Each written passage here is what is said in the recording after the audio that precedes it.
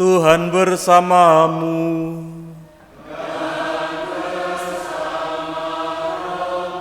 Inilah Injil suci menurut Yohanes.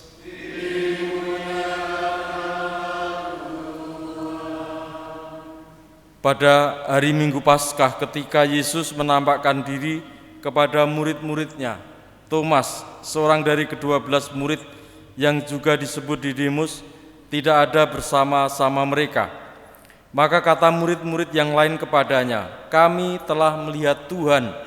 Tetapi Thomas berkata kepada mereka, "Sebelum aku melihat bekas paku pada tangannya dan sebelum aku mencucukkan jariku ke dalam bekas paku itu dan mencucukkan tanganku ke dalam lambungnya, aku sama sekali tidak akan percaya." 8 hari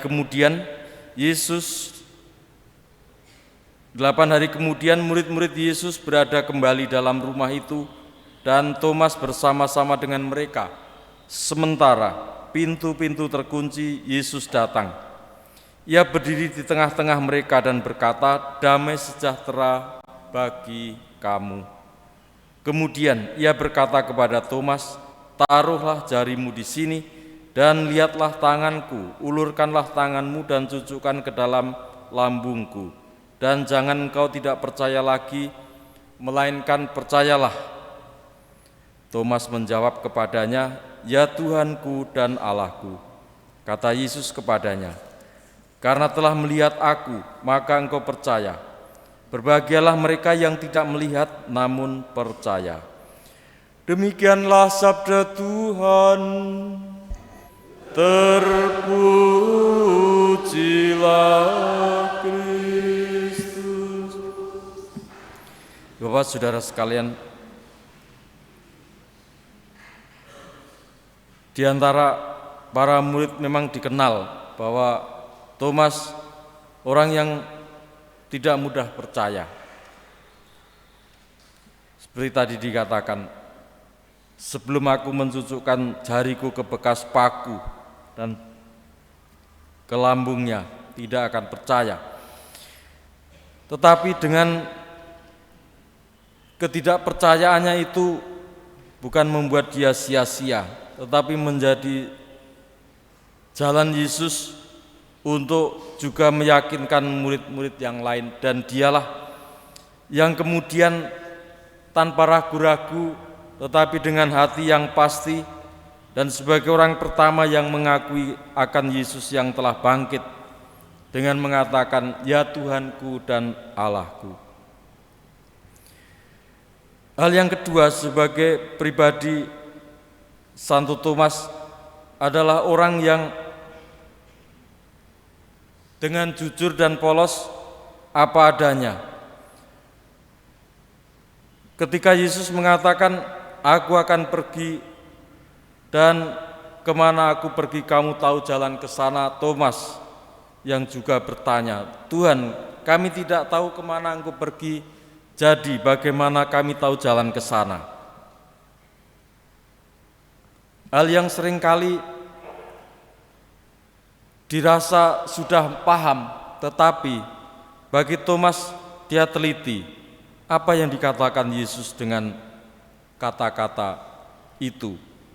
Maka dengan pertanyaan itulah kemudian Yesus mempunyai kesempatan atau peluang mengajari para murid dengan sabda, "Akulah jalan, kebenaran, dan hidup." Bapak saudara sekalian, masih banyak hal lain yang menjadi keteladanan dan semangat hidup pribadi Santo Thomas. Kita diajak untuk semakin percaya meskipun tidak melihat, karena pengetahuan atau pengenalan indera kita terbatas. Ada banyak hal yang kita jumpai dalam kehidupan sehari-hari yang tidak harus kita alami dengan panca indera, tetapi kita bisa percaya bahwa itu ada. Hal sederhana, orang bilang oksigen. Kalau kita rumah sakit itu oksigen itu tabung itu, taunya. Kalau ditanya oksigen itu seperti apa, itu di dalam tabung. Kita tidak bisa menerangkan, tetapi itulah kita percaya dan itu berperan bagi kehidupan kita.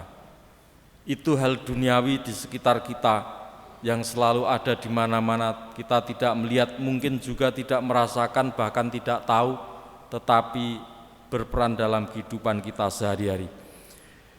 Lebih dari itu adalah kehadiran Yesus Kristus di tengah-tengah kita yang berperan serta menuntun langkah kita, menerangkan banyak hal bagi kita, dan terlebih adalah membawa kita kepada keselamatan sebagaimana diwartakan oleh Paulus dalam bacaan pertama. Kita ini bukan orang asing, tetapi sebagai satu saudara dan telah diambil, ditebus menjadi anak-anak Allah. Kita bersyukur, kita memuji muliakan Tuhan, dan bersyukur pula atas keteladanan hidup Santo Thomas bagi kita.